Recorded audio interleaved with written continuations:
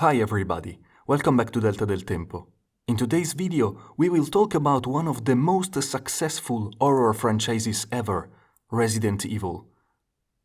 With the upcoming release of the new movie adaptation, Resident Evil Welcome to Raccoon City, which will reboot the movie series, we talk about the cinematic branch of the Resident Evil universe to discuss what has been and what will be done in the franchise. In the late 90s and early years of the 21st century, Japanese horror had worldwide success. This phenomenon was made clear by the production of movies such as The Ring and The Grudge, which were remakes of relatively recent Japanese movies, and by the appreciation received by video games such as Silent Hill, and even before that, Resident Evil. Known as Biohazard in Japan and published in 1996, it was an action game with horror elements, and it aimed to make the player feel insecure and powerless. Thus the gameplay was more focused on solving puzzles and surviving than fighting. For this reason, it was defined as a survival horror game, a terminology that later referred to an entire genre of games published after and even before it. The game is considered a cult, and it was so successful that in 2002 there were another 8 games in the series, and at least 2 of them, Resident Evil 2 and Resident Evil 3 Nemesis, are considered extraordinary games or even masterpieces. But in 2002, the fame of the series led Hollywood producers to publish the first movie adaptation in the Resident Evil series. It was simply named Resident Evil and was directed and written by Paul W.S. Anderson, who would later be the writer and producer of all other films in the series and the director of the latest 3. The movie was just loosely inspired by the first 2 Resident Evil games. They have completely different characters, and also the plot diverges. Similarities can only be attributed to the settings, to the infected undead resembling zombies, and the evil Umbrella Corporation. The main character, Alice, is portrayed by Milla Jovovich and will become the symbol of the series.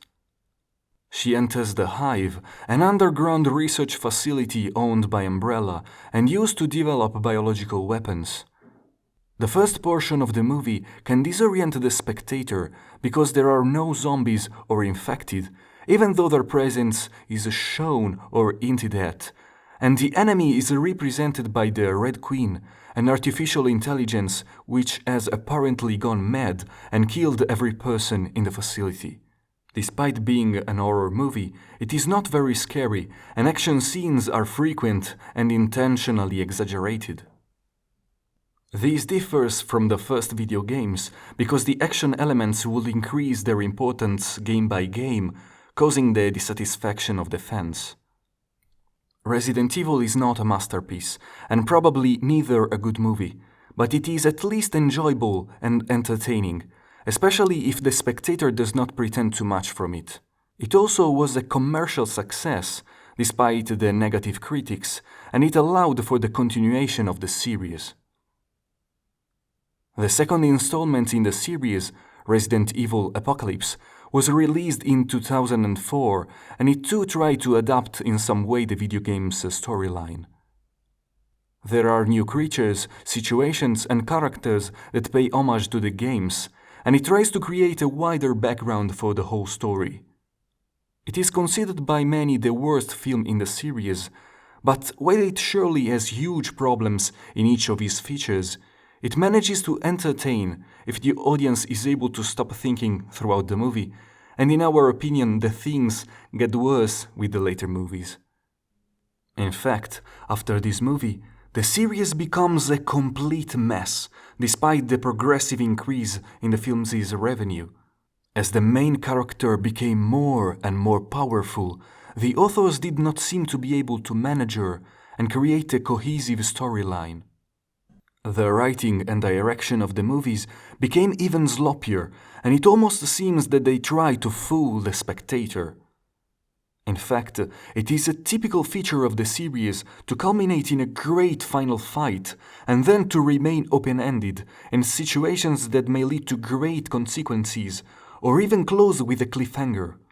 Whatever the case, the ending is either ignored at the beginning of the next movie or resolved in the first sequences with little to no epic or thrilling moments. The peak is reached in the last part of Alice's story, Resident Evil: The Final Chapter, which completely retcons the whole series, frustrating the spectator as only a few movies managed to do. Anyways, the spectator is drawn to the next movie, feeling like a character from one of Lovecraft's stories, who can't look away from the incomprehensible evil he is facing, despite wanting to, and knowing that the darkness may make him mad or even kill him. In our case, the horror we are watching, which is not the one intended by the authors, does not make us crazy, but it makes us feel that we have lost important hours and minutes of our lives. The other films try to homage different genres. Resident Evil Extinction is inspired by Western movies. Resident Evil Afterlife by classic zombie movies with a few characters closed inside surrounded buildings, such as Dawn of the Dead. And the Resident Evil Retribution borrows some visual elements from sci-fi and cyberpunk movies, for example Matrix. However, even these variations do not manage to raise the quality of movies plagued by badly written characters and predictable plots. Even the critiques to our society, roughly put in the series, do not reach the spectator. The messages are quite clear, but they are delivered in the worst possible way. There are critiques to corporations and to the governments that are their accomplices, to religious fanaticism, to classism, and also to stereotypes towards black people and women, even though the movies end up exploiting these same stereotypes. In the end, probably the only good thing that emerges from the Resident Evil movie series is its main character, Alice. Milla Jovovich portrayed a strong female character, a true badass who is also able to feel and show emotions, overcoming the stereotypes that often depict women one way or the other. But we already said goodbye to Alice in 2016, as Resident Evil Welcome to Raccoon City will reboot the series. And this seems like the perfect moment to do so, because even the video game series managed with its latest installments to rise again after its fall in appreciation and popularity. Resident Evil 7 Biohazard changed the view from the third person to the first to place the player even more inside the events and try to get back to the gameplay and atmosphere of the first games.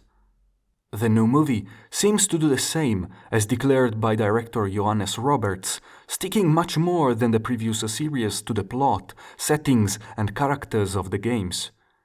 In fact, the movie will be set in Raccoon City, which was the scene of the events of the first Resident Evils, and the scenic design recalls and even copies the one of the games. Even with the characters, the authors have tried to be faithful to the source material, even though the casting has been criticized by fans, because the actors' appearance differs from the one of their 3D counterparts.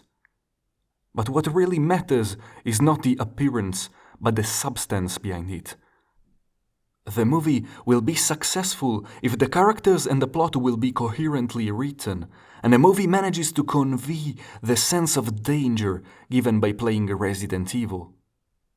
We will soon know if this movie will prove the impossibility to realize a good horror movie based on this franchise, or if the Resident Evil movie series will rise from the dead as the infected people that populate it.